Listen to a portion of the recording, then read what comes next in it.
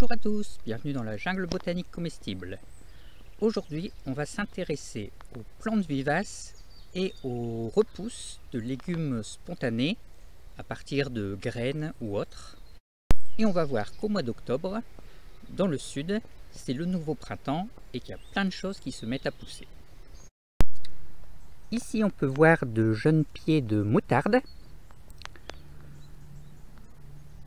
avec un peu d'onagre.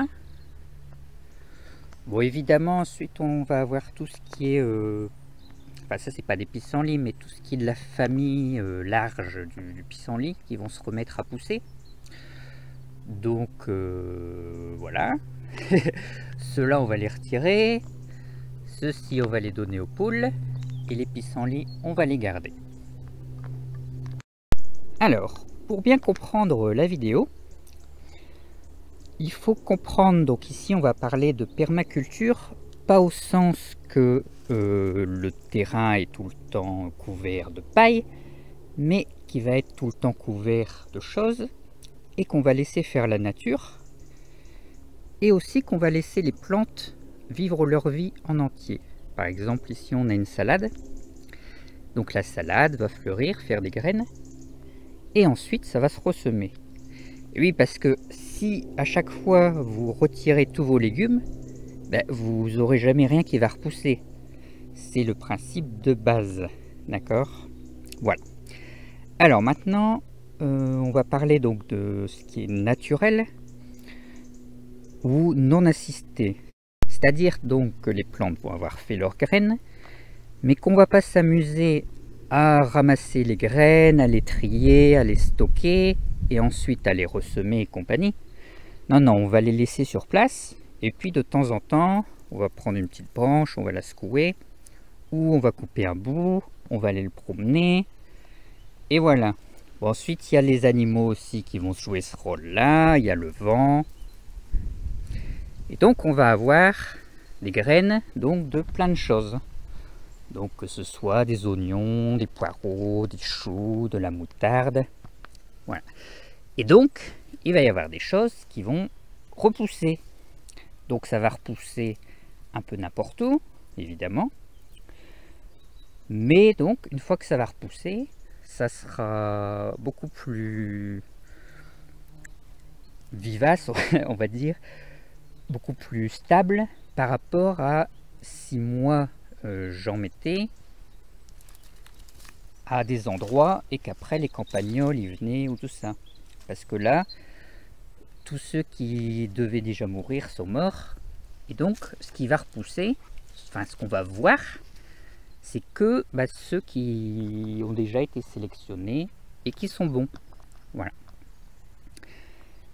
Alors, on va voir, donc il y a pas mal de graines qui vont repousser, mais il va y avoir aussi tout ce qui va faire des oignons ou des bulbes ou des bulbis. Donc il va y avoir aussi les oignons, les poireaux sauvages, d'autres choses, des orchidées sauvages, voilà. Et donc de la même façon, si vous à chaque fois vous retirez tout et que vous mangez tout, ça repousse pas. Voilà.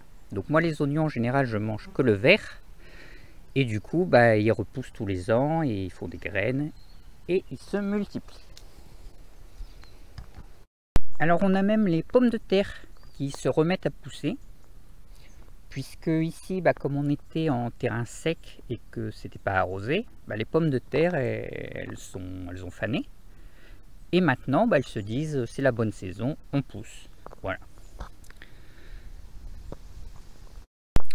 Alors les semis spontanés de légumes, ça ne veut pas dire non plus qu'on n'aura rien à faire, parce qu'il va falloir faire de la sélection. Vous voyez par exemple ici, il y a plein d'herbes qui vont pousser, d'accord? Bon, il y a donc ce qu'on a dit, la famille des pissenlits et tout ça. Mais il va y avoir aussi d'autres choses, des petits arbres, voilà. Donc, il y aura de la sélection à faire. Et ensuite, si on a beaucoup de choses qui poussent au même endroit, par exemple, si là, on avait un tas de radis, on peut en prendre et en repiquer ailleurs, voilà. Même si en général, voilà, ça marche pas trop bien. C'est pour ça que je préfère que ça se sème en place tout de suite directement. Alors ici on a un petit tapis, donc je sais pas encore trop ce que c'est, parce que ça peut vraiment être plein de choses. Ici on a la moutarde, donc de l'herbe, et ça c'est peut-être de la mâche, de la bourrache ou des choux, donc voilà, on verra un peu après. Ici on a de la bourrache, donc la pomme de terre. Donc là c'était le radis géant que vous avez vu dans les vidéos précédentes. Et donc on voit qu'ici, plein de radis. Donc là j'ai triché un peu parce que j'avais travaillé le sol, vite fait, j'avais désherbé quoi. Et ensuite j'avais mis des graines. Donc voilà, on prend les graines. Vous voyez là elles se sont fait moins. Ensuite voilà, on fait ça. Et ça se débrouillait. Et vous voyez, ça marche bien. Alors, étant donné que dans le sud, on a dit en été c'était une période très difficile, il y a pas mal de plantes qui vont faire un peu une hibernation, on va dire, en été. L'exemple principal, ça va être le cardon et l'artichaut. Donc ils vont vraiment prendre une tournure quasi morte pendant tout l'été. Enfin, elles vont faire leurs fleurs, tout ça, mais après ça va sécher. Et on va vraiment dire que c'est mort, quoi. Mais donc à notre nouveau printemps de fin septembre, début octobre, voilà, ça repousse. Donc de la même façon, les cardons, j'ai récupéré les graines, j'en ai ressemé un peu partout, et on devrait en voir apparaître au début de l'année prochaine, je pense. Alors il y a la salade des lacs géants qui s'est ressemée, mais elle avait déjà poussé depuis un moment. Donc là ce que j'ai fait, c'est que j'ai désherbé un peu autour pour bien les repérer. Voilà, parce que évidemment, elles se sont ressemées un peu n'importe où. Et donc, pour éviter de marcher dessus, et pour pas les tondre non plus, voilà. Je les ai bien repérés. Et vous voyez que ça commence à coloniser un peu le terrain. Donc les semis spontanés, ça va se passer aussi dans les pots, puisque je vais secouer les graines au-dessus des pots. Et donc je vais laisser les plantes monter en graines également dans les pots. Donc il y a le cerfeuil qui avait déjà beaucoup poussé. Alors lui c'est quelque chose qui se ressème vraiment très fortement. Ensuite on a donc de la lierre, donc des blettes. Alors là vous pouvez voir qu'il y a un noisetier aussi, 2 noisetiers même, 3 noisetiers. Voilà, parce qu'il y a aussi des arbres qui vont se ressemer spontanément.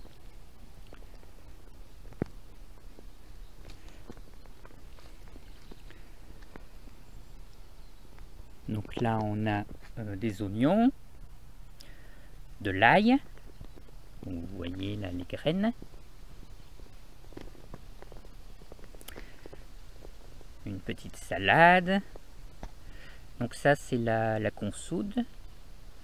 Ici on a des poireaux sauvages, d'accord. Alors ceux-ci je les ai repiqués je crois.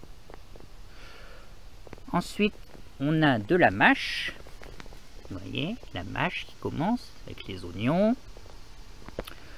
Donc, la mâche, pissenlit. Là, on a vraiment plein de mâches autour d'un plantain.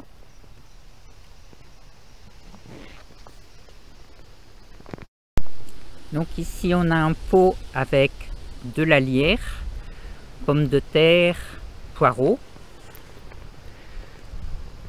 Vous voyez que ça reverdit et c'est vachement bien. Donc là on a du plantain qui repousse. Alors évidemment il faut qu'il y ait un peu de place. Par exemple là on a de la poire de terre. Donc même s'il y a des graines, elles auront du mal à pousser ici. De la même façon, si on vient de retourner le sol, il n'y aura rien qui repoussera dans l'immédiat. Il faudra attendre. Donc l'intérêt principal de cette technique, c'est-à-dire laisser faire un peu la nature, ça va être de ne pas vous embêter avec les semis, donc de ne pas stocker de graines, de ne pas trop vous embêter, et aussi que les semis se passent à différents moments pour que ça pousse à différents moments, pour en avoir plus régulièrement, on va dire. Voilà. Donc vous verrez que donc, les plantes ne sont pas toutes au même stade. Donc un petit inconvénient, enfin pas vraiment, mais quelque chose qui va arriver aussi, c'est que des fois il y a des choses qui vont pousser à des moments pas adaptés. Par exemple là, c'est une capucine, et bon, il y en a d'autres qui vont se mettre à pousser alors que bon, ça gèle en hiver. Mais bon, c'est pas grave, il y en aura d'autres. Donc pour ce qui est des plantes qui ne résistent pas à l'hiver, il est quand même conseillé de garder les graines. Voilà. Mais tout le reste, il n'y a pas trop besoin. On a un pot sympathique aussi. Donc j'ai planté du persil, enfin j'ai repiqué au printemps. Et là on peut voir qu'il y a des radis, il y a une salade que j'ai peut-être repiqué, je ne sais plus. Et ensuite il y a plein de mâches. Voilà, et il y a une petite plante grasse, un peu d'orpin. Voilà, donc ça c'est vraiment ce que j'appelle un pot de permaculture réussi. Et ça aura aussi l'avantage que ça va donc maintenir le sol, tout ça. Mais ça va aussi empêcher un peu les oiseaux de venir gratter. Alors que quand vous avez des pots tout vides, ils aiment bien aller gratter dedans et, et balancer un peu tout. Et du coup, par la même occasion, ils vont empêcher les jeunes semis. Alors que quand il y a déjà des choses, ils le font moins. Et donc, ce qui va pousser, ça résistera mieux. Donc là, on a des blettes. Donc ça, c'est l'oca qui est toujours là, qui va faire ses tubercules. Là, on a un poireau. J'ai retiré plein de violettes et je les ai mis dans des pots comme ça. Et ensuite, j'ai mis aussi de ce que j'avais, comme des poireaux, tout ça. Et ensuite, on a mis des graines. Et donc voilà, il y a plein de choses qui vont pousser. Il y en a où il y a des orties, il y en a où il y a d'autres choses. Mais voilà, là c'est vraiment des pots où il faudra faire un peu le ménage. Parce que ils sont petits et il y a vraiment beaucoup de choses. Et donc on voit derrière les salades, voilà. Alors elles ne se sont pas ressemées, enfin pas celle-ci, mais elles repoussent en fait. Parce qu'en fait c'est vivace. Voilà. Là-bas on voit un petit frêne. Donc il y aura aussi pas mal d'arbres non désirables qui vont pousser. Donc il faudra penser à les retirer. Tout au moins au printemps. Parce que ça permet aussi un peu de creuser le sol, tout ça. Donc, mais enfin, il ne faudra pas les laisser devenir grands. Voilà, ici c'est un pot aussi que j'aime beaucoup. Donc là on a de la ciboule. Donc ce pot-là, il y a quelques temps, il était vraiment envahi de ciboule. Donc j'en ai retiré les 3/4. Et j'ai remis un peu de terre. Et voilà, et donc il y a de la mâche qui repousse, de la moutarde, une salade. Donc là, il va falloir faire un peu de sélection aussi, parce que je vous rappelle que la moutarde, ça fait plus d'1 mètre de haut. Donc si on laisse toute la moutarde pousser, on n'aura pas le reste. Voilà. Mais en tout cas, bon, ça fait de l'engrais vert, et donc moi, je vais refaire mes salades en ce moment. Parce qu'il y a plein de choses à manger à nouveau. Voilà. Bon, j'espère que pour vous tout va bien. À bientôt dans la jungle.